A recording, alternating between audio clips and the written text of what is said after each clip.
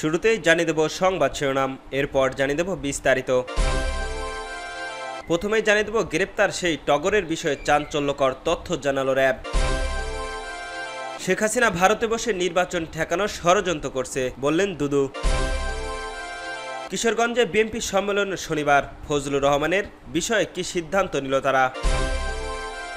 সর্বশেষ জানিয়ে দেব নির্বাচনে এরা আওয়ামী লীগের জাপার দোষারোপদের ফেভার করবে না, তার গ্যারান্টি কি বললেন নূর ইসলাম নূর। শুনছিলেন সংবাদ শিরোনাম, এবার বিস্তারিত।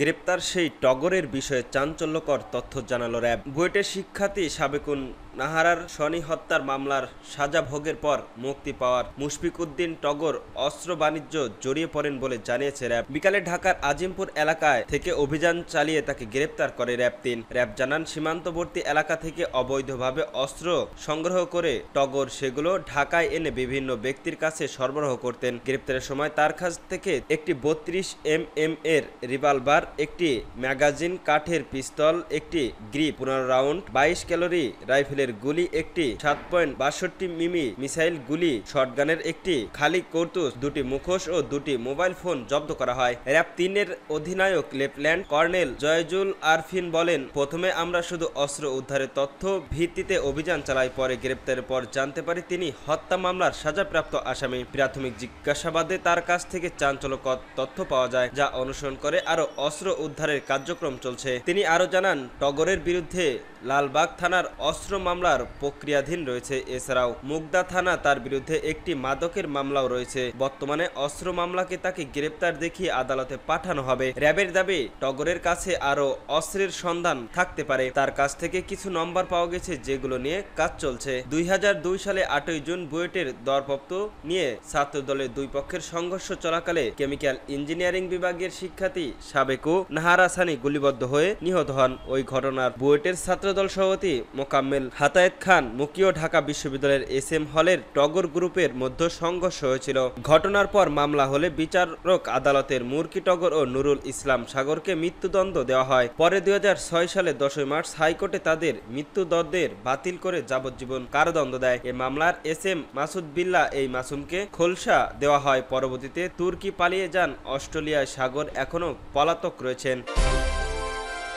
শেখ হাসিনা ভারতে বসে নির্বাচন ঠেকানোর ষড়যন্ত্র করছেন বললেন দুদু। বিএনপির ভাইস চেয়ারম্যান আসাদুজ্জামান দুদু বলেছেন, শেখ হাসিনা ভারতে বসে দেশের বিশৃঙ্খলা পরিস্থিতি সৃষ্টি ও নির্বাচন ঠেকানোর ষড়যন্ত্র করছে। এর মাধ্যমে চোরাগুপ্তভাবে দেশে ফেরার চেষ্টা করছেন তারা, তবে তাদের সেই ষড়যন্ত্র সফল হবে না। শুক্রবার জাতীয় প্রেস ক্লাবের নির্বাচনের বানচালের ষড়যন্ত্রের প্রতিবাদ শীর্ষক এক সংবাদ সম্মেলনে এসব কথা বলেন তিনি। আসাদুজ্জামান দুদু বলেন, দেশকে নির্বাচনের পথে নেওয়া গেলেও সব ষড়যন্ত্র ব্যর্থ হবে, এমনকি দেশের পরিস্থিতি স্বাভাবিক হবে। নির্বাচনের মাধ্যমে জনগণের ভোট অধিকার ফিরিয়ে দেওয়া হবে। দেশের সুষ্ঠু নির্বাচন নিয়ে আওয়ামী লীগের এমন করুণ পরিণতি হতো তা মন্তব্য করেন বিএনপির এই ভাইস চেয়ারম্যান। বলেন, বাংলাদেশের বর্তমান সময়ের সবচেয়ে বড় প্রয়োজনীয় একটি গ্রহণযোগ্য নির্বাচন। এই নির্বাচনের প্রত্যাশায় দীর্ঘ 16 থেকে 17 বছর ধরে আন্দোলন সংগ্রামের অনেক তরুণ প্রাণের ঝরেছে। লক্ষাধিক নেতাকর্মীর নামে মামলা হয়েছে এবং গণতন্ত্র রক্ষায় মানুষ নির্বাসন জীবনযাপন করেছে। তিনি আরো বলেন, শেখ হাসিনা গত 16 বছর জোর করে ক্ষমতায় কুক্ষিগত করে গিয়েছেন। সে সময় বিরোধী দলের কথা শুনলে তাকে লজ্জাজনকভাবে পালাতে হতো না। বর্তমানে ব্যাংকে কোনো টাকা নেই, সব টাকা শেখ হাসিনার লোকেরা পাচার করেছেন। দুদু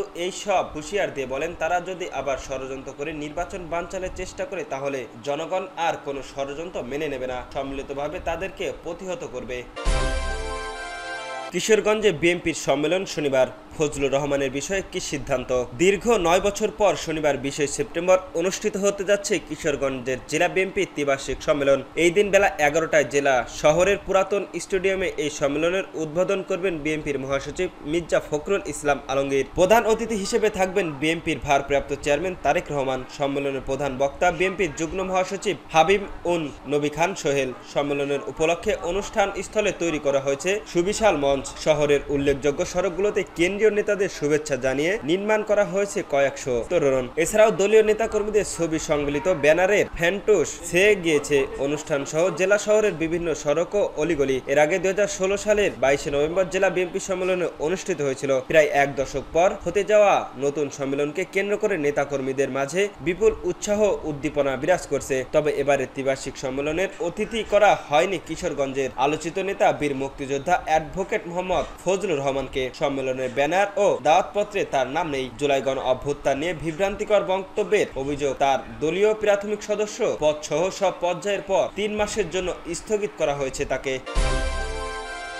নির্বাচনে এবার আওয়ামী লীগ জাপাররা দোষরদের ফেভার করবে না, তার গ্যারান্টি কি, বললেন নূর। আসন্ন জাতীয় সংসদ নির্বাচনের সুষ্ঠুভাবে সম্পন্ন হওয়া নিয়ে সংশয় প্রকাশ করেছেন গণ অধিকার পরিষদের সভাপতি নুরুল হক নুরু। নিজের ভেরিফাইড ফেসবুক পেজে দেওয়া এক পোস্টে এই সংশয় প্রকাশ করেন তিনি। ফেসবুকের পোস্টে বলা হয়, 29শে আগস্ট গণ অধিকার পরিষদের কার্যালয়ের সামনে সেনাবাহিনীর মধ্যে থাকা হাসিনার এজেন্টদের বর্বরিত হামলার বিচারহীনতার 21 দিন।